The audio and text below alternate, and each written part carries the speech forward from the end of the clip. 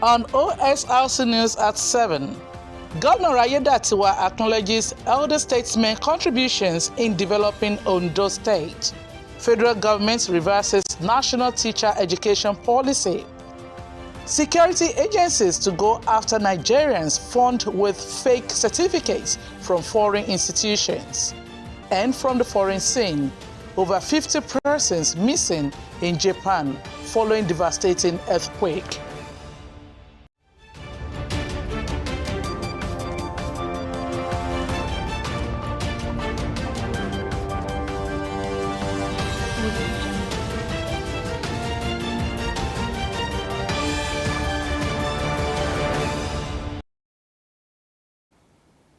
Good evening and thanks for joining me on the news.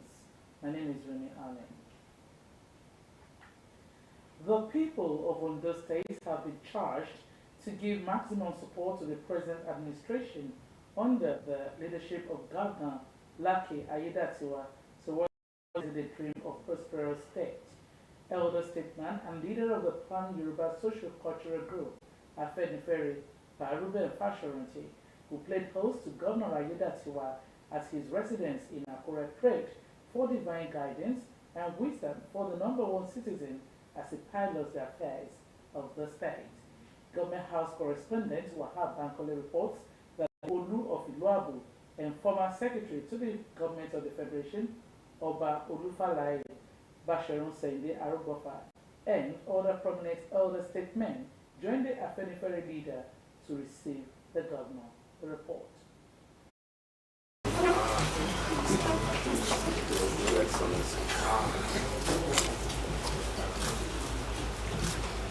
Determined to seek guidance from elders towards piloting the affairs of the state in the right direction, Governor Lucky Ayedatiwa, accompanied by top government functionaries, visited the residence of elder statesman and leader of the Pan-Yoruba Social Cultural Group, Afenifere, Ruben Fashoranti.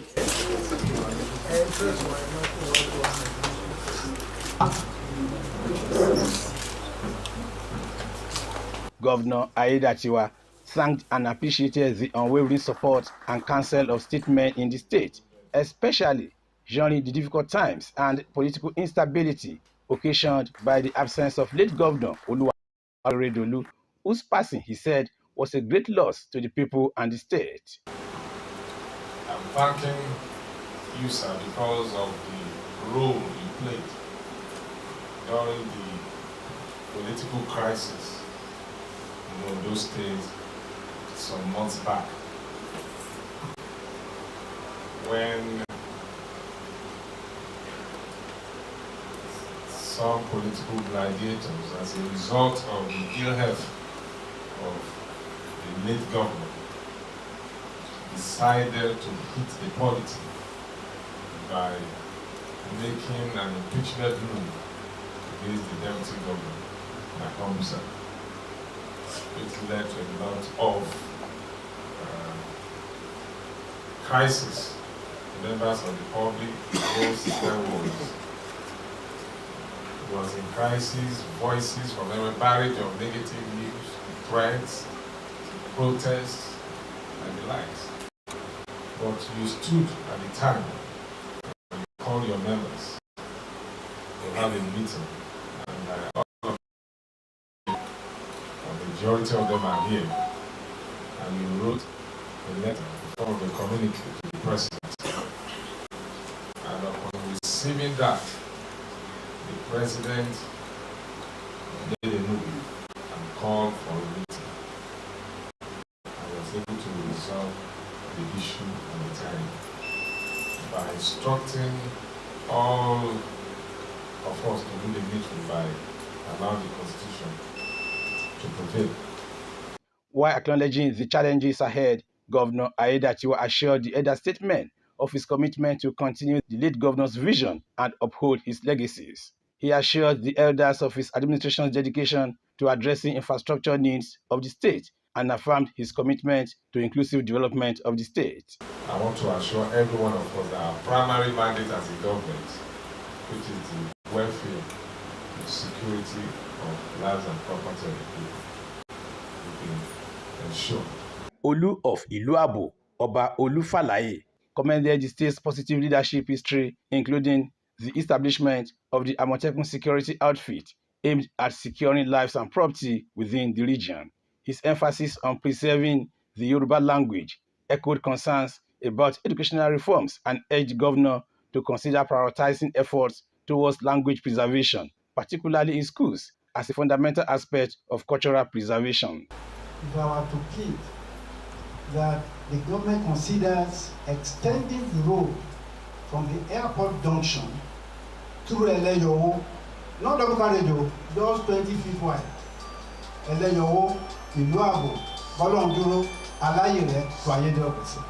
An elder statesman, Bashorun Sende Arogbofa, commiserated with the governor following the demise of his predecessor and congratulated him on his elevation as governor. He emphasized the need for immense goodwill for success and pledged their support to achieving success. As long as I'm there, God give you the energy and strength, the opportunity, make your mark. And don't forget those who assisted you during trying times. Pa Reuben Fashoranti, who tasked the residents of the state on continued support for Governor Ayedatiwa, conveyed his support, goodwill, and offered prayer for prosperity of the state.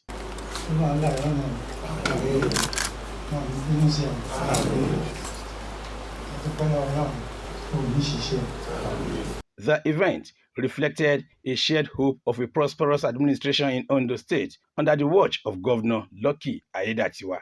Wahab Bankole, Osrc News. Commanders of Amotekun Corps in the southwest region have promised to sustain former Governor Oluwarotimi Akeredolu's dream and legacy of keeping the region safe. They gave the assurance after a joint Amotekun trek in honor of late Arakunrin Oluwarotimi Akeredolu. Kunle Ariyo reports that the Amotekun commanders and their officers began the work from Sacred Heart Cathedral and terminated the exercise at the governor's office in Alagbaka, Akure. The report.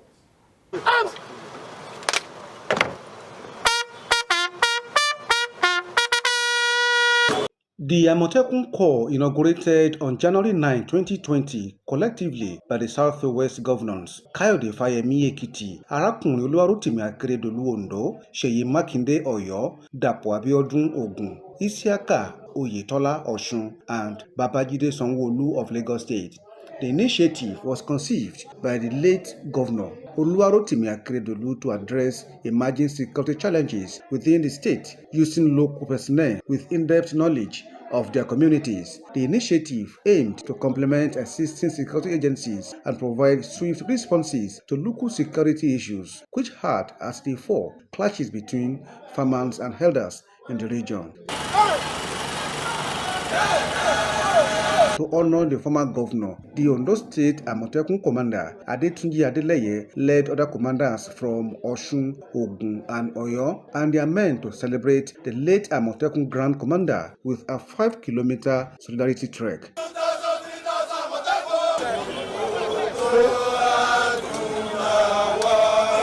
The Ondo State Commander, Adetunji Adeleye, said it is evident that the Amotekun Corps has become an indispensable asset in maintaining peace and security in the region. He affirmed that the Amotekun Corps in the Southwest is committed to sustaining the legacy. The good work that he has done is mainly in the provision of security of lives and property in the Southwest. We all knew what the security situation was 3 years ago before Amotekun, and we are all living testimony of the fact that the security in the Southwest had greatly improved. So we are resolute and determined in continuing the good work that he started. His Oyo State counterpart, Colin Olayinka Olayanju, said the state governor, Akeredolu, will forever be missed in the Southwest region. Because of what Arakunrin has done, we are all proud of him. And as far as I'm concerned, I just feel his call to glory is just a phase, because he will continue to be with us. We were with him, and we will continue to be with him. The Amotekun Corps has been instrumental to curbing criminal activities, ensuring the safety of residents, and fostering a sense of security within communities in the southwest region. Its set objective of protecting lives and properties, according to these commanders, is being achieved and will be sustained to honor the memory of Amotekun General and former governor of Ondo State, Oluwarotimi Akeredolu. Kunle Ariyo, Osrc News. The federal government has reversed the National Teacher Education Policy (NTEP) to ensure that educators are equipped with the tools needed for quality education. Minister of Education Professor Tahir Mama, who served in Abuja, noted that the review was done in collaboration with all stakeholders with the consciousness of the importance of teachers in the education system, especially at foundational and basic levels. According to him, the review intends to chart the course for teacher education and development in Nigeria and to provide high-quality education. Maman explained that a draft document would be validated by stakeholders early in 2014 for implementation. The minister said the process included developing a well-structured roadmap that lays down the building blocks that align the education system with the socio-economic realities of the 21st century. Still on education, the Minister of Education, Professor Tahir Mama, has revealed that security agencies will go after Nigerians found with fake certificates from foreign institutions. The minister said government will not stop at the suspension of certificates from Togo and Benin Republic alone. Rather, the suspension will be extended to Kenya, Uganda, and other countries where such institutions operate. He added that students who patronize foreign institutions to procure degrees are not victims, but criminals. The embattled National Coordinator and the Chief Executive Officer of the National Social Investment Program Agency, Halima Shehu, who was arrested in connection with an alleged 44 billion naira money laundering, has been released by the Economic and Financial Crimes Commission on bail.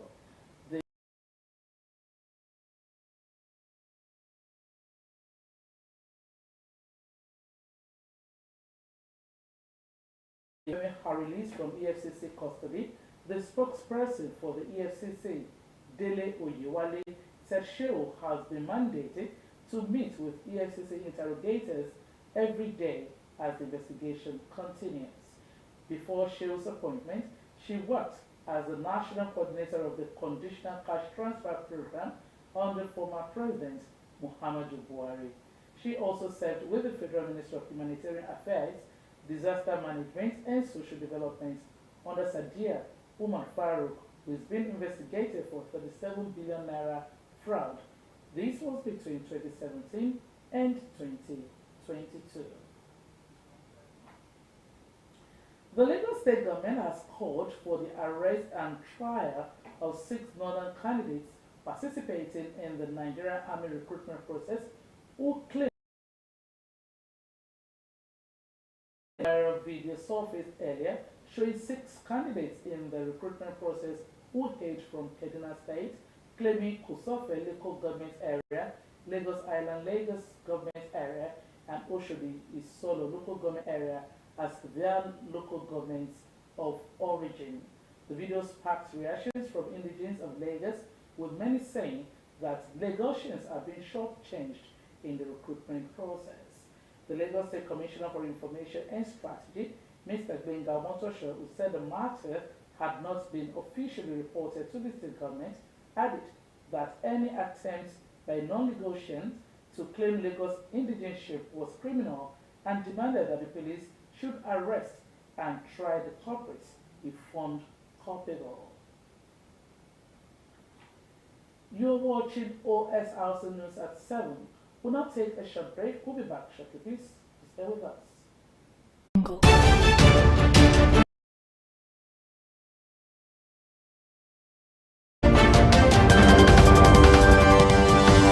Audio Jungle.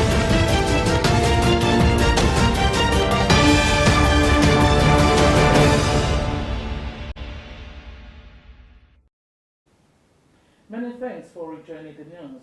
You can watch us live on our website www.osrc.ng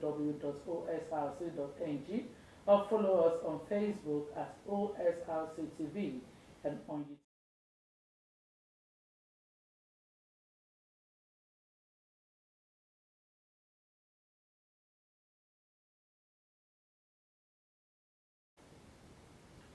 Who becomes the Deputy Governor of Ondo State?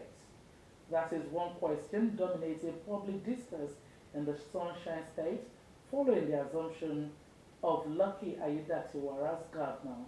OSRC's Zaid Aribisala x-rays the permutations, conjectures, and history.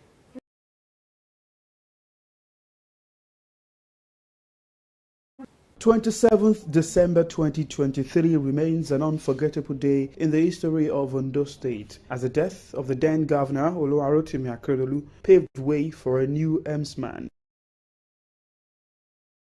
rose to become the substantive office bearer. Days have now gone by after the transition of power to Aiyedatiwa as the 7th civilian governor of the Sunshine State. Section 191 of the Nigerian Constitution, subsection 3, paragraph C, indicates that for any other reason, the governor shall nominate with the approval of the House of Assembly, appoints a new deputy governor. While the official appointment is still being awaited, residents of Ondo State and political players are already voicing their opinion on the vacant position. Who should be appointed, from which part of the state, what gender, and of which religion are some of the questions populating the discourse. Nobody has monopoly of wisdom. So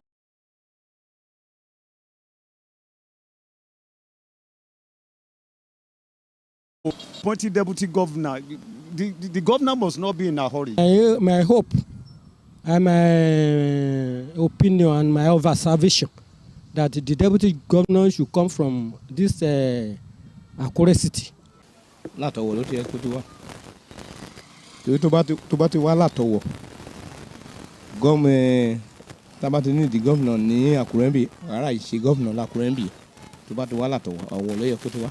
Some political watchers in the state also bear their thoughts as to what should be considered in filling the vacant position and possible influences over the governor's decision. Prerogative. He has the right to pick whoever he believes he can work with. Don't forget that a deputy governor needs to show absolute support and loyalty to his boss. So he must actually take his time to know who he believes he can perfectly work with.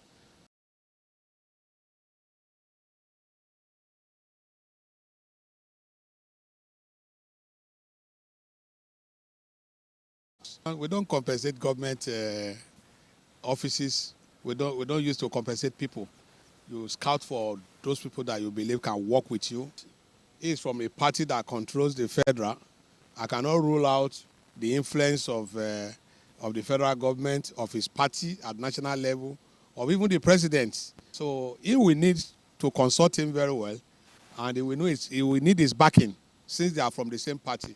Some politicians and social commentators also identified the need to place priority on competence against mediocrity or undue political patronage. If they are going to be partners in progress, he needs to look out for competence first and also for political propriety and balance. So if you want to look at it from the balance point of view politically, now the governor is from the south. Then the way it was switched before, it was between north and south. Now, if it were to be, because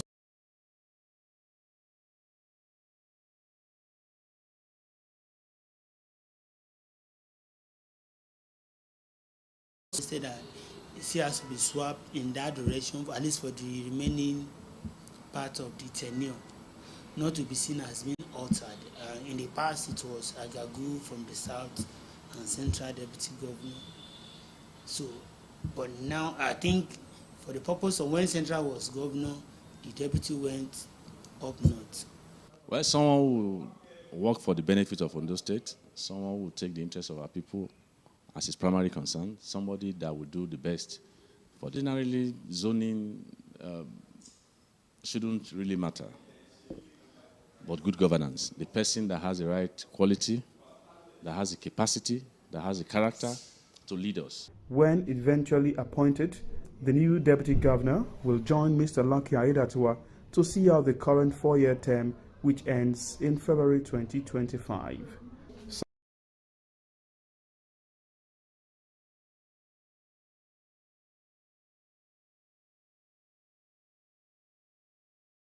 There was no plan by its members to increase fuel price. Ipman's public relations officer PRO Okonlawon Olariwaju, who spoke with newsmen, warned Nigerians against panic buying of petrol.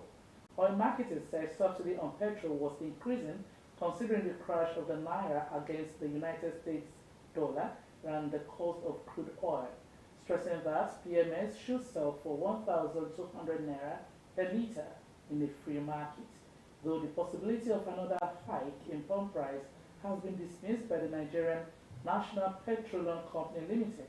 Many Nigerians are still apprehensive.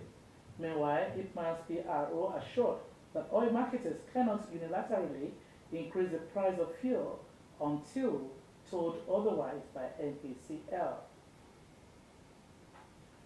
The Bauchi State Governor, Bala Abdulkadri, has received 7 children kidnapped in the state and trafficked to Kano before being rescued by police operatives in Kano State. The governor announced 1 million naira donation each to support the education of the children by urging their parents to shun any thought of revenge. The Kano State Police Command arrested 9 suspects who allegedly specialized in interstate trafficking, abduction, buying and selling of minors. The State Police Commissioner, Usaini Gumel, explained that the suspects were apprehended after conducting several intelligence-led operations through which the long-term circle of interstate trafficking syndicates hibernating around Kano, Bauchi, Gombe, Lagos, Delta, Anambra, and Imo states was identified and dismantled. A senator representing APC Plateau, Dickett Plan, says Plateau people want permanent solutions to the security challenges bedeviling the instead of temporary palliatives. Dickett said in Jos that a permanent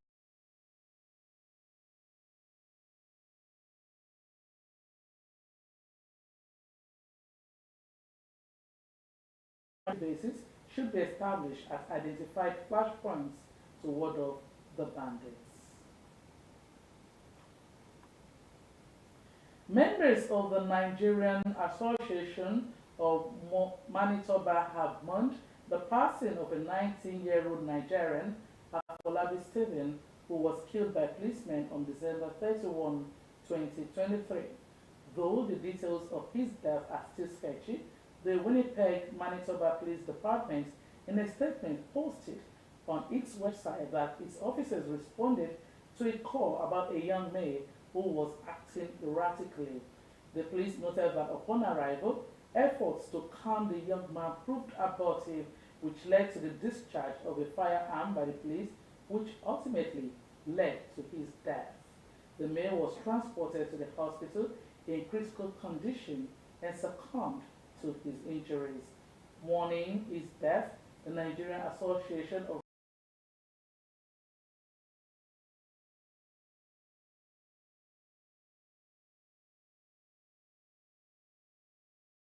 to stay calm while investigations continue. Russia's planning to spend more on defense in 2024 than it's done since the Cold War. The Kremlin's going to direct an extra $45 billion to the military and security forces. It says it needs the increase because it's facing what it calls a hybrid war being waged by the West, as well as its campaign in Ukraine. Russia's 2024 budget speaks for itself. Around 40% of all federal spending will go towards defense and law enforcement. More weapons are needed for battlefield in Ukraine, as the Kremlin is adamant it is not winding down its military campaign against its neighbor. Factories are switching to 2 to 3 shifts working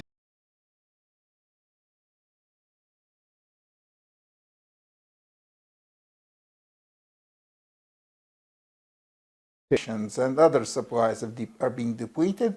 And so there's a massive buildup of military production and procurement. Arms production can stimulate the economy, and Russia is no exception. But economists say social programs are undefended. Although the 2024 budget increases spending on healthcare, education, and housing, the military expenditure forces aside almost all other priorities, education in particular, and could lead to Russia lagging behind other developing countries in the future. What are defence costs? These are the costs of producing tanks, rockets and other munitions sent to the front lines and then more often than not are turned into a heap of twisted metal. From the economic point of view, this is burned cash because the final product is being destroyed. Then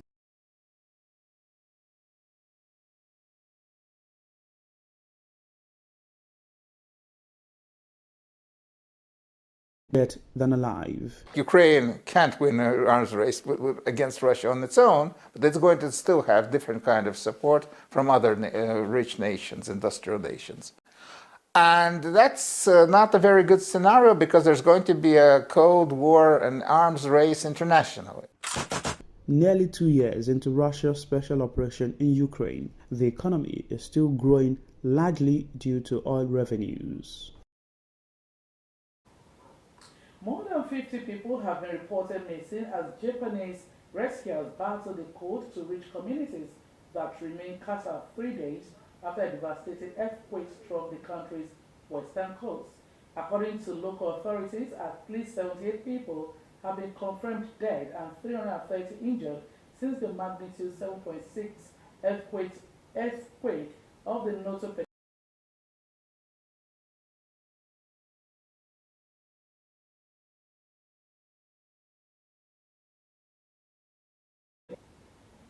The main opposition party in Bangladesh is boycotted the vote after Prime Minister Sheikh Hasina rejected the general election in Bangladesh and handed power to a neutral authority.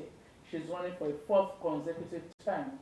At least 10 people have died in anti-government protests since October. And that's the news, but before we go, here's another look at the top story. Ondo State Governor Aiyedatiwa has acknowledged all the statesmen's contributions in developing the state. We also told you that the governor spoke during a visit to Park Sharonti, Afenifere and others in Akure. Federal government reversed the national teacher education policy to equip educators with the tools, knowledge and skills needed for quality education.